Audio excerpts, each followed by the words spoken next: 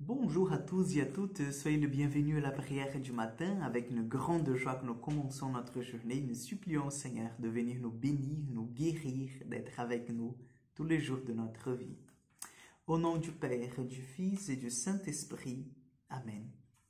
Seigneur, nous voulons te demander d'envoyer ton Esprit Saint sur nous, qu'il vienne habiter nos cœurs, qu'il vienne habiter notre louange ce matin, qu'il vienne, Seigneur, nous montrer ce que tu veux que nous fassions, qu'il vienne nous montrer tes chemins, Seigneur, le chemin qui nous mène à ta volonté. Dieu d'amour et de miséricorde, viens, Seigneur, sur nous, viens nous donner ta force, ton amour et ta grâce, parce que nous avons bien besoin de toi, Seigneur, parce que nous avons besoin de ton amour, parce que nous avons besoin, Seigneur, de cette miséricorde qu'elle a dans ton cœur. Amen. Chers frères et sœurs, nous allons prendre l'évangile de Luc, chapitre 12, versets 54 au 59.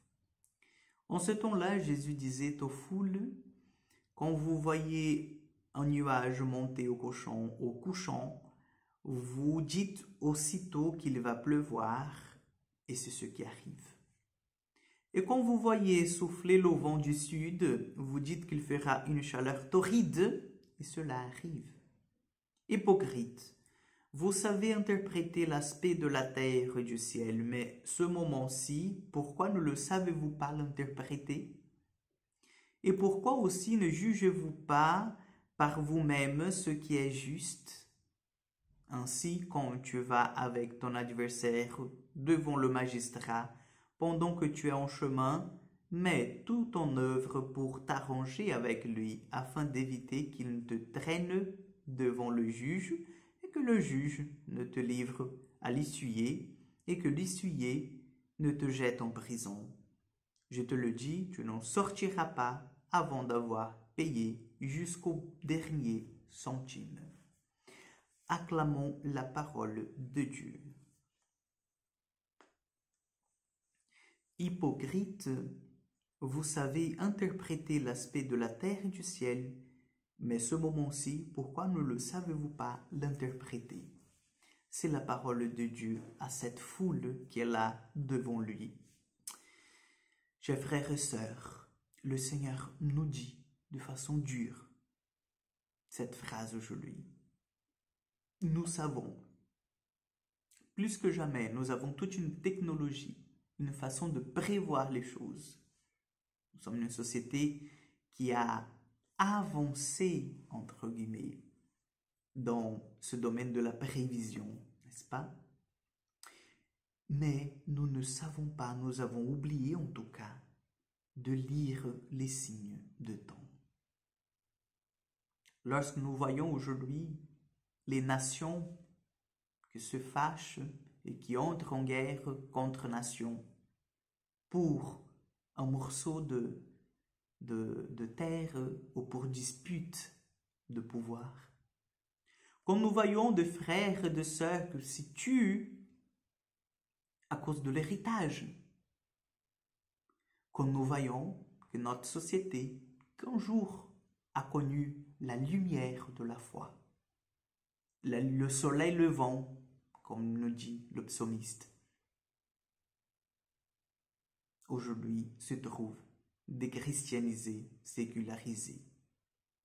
Les signes de temps, en fait, les chers frères et sœurs, ils sont là. Ils sont là pour que nous puissions les voir, les interpréter et prendre une décision, parce qu'il ne suffit pas de constater, il ne suffit pas de faire une réflexion, mais il faut, parce que c'est ça le but, aboutir à une action. Et que faisons-nous aujourd'hui pour que notre monde puisse retrouver le chemin du Seigneur? C'est la question aujourd'hui que cet évangile nous pose. Que faisons-nous, nous qui arrivons déjà à entrer sur Internet et à voir la météo à n'importe quel point du monde? Ah oui, aujourd'hui je suis à Avignon, en France, mais demain je vais voyager, je vais en Italie, à Rome. Je veux bien savoir en fait s'il y aura de la pluie ou pas, parce que s'il faut prévoir de vêtements ou pas de pluie. Donc je vais sur Internet, sur mon portable qui est là, voilà, dans ma main, et je fais cette petite recherche Ah ben ça y est, demain soleil. Pas de possibilité de pluie. Bon, très bien. Et j'arrive demain, voilà, soleil. Vous voyez? Donc si facile aujourd'hui les choses. Et nous devenons si durs de cœur. Nous ne interprétons pas les signes que le Seigneur nous donne. Nous ne prions pas, en fait, pour le monde. Et nous chutons davantage.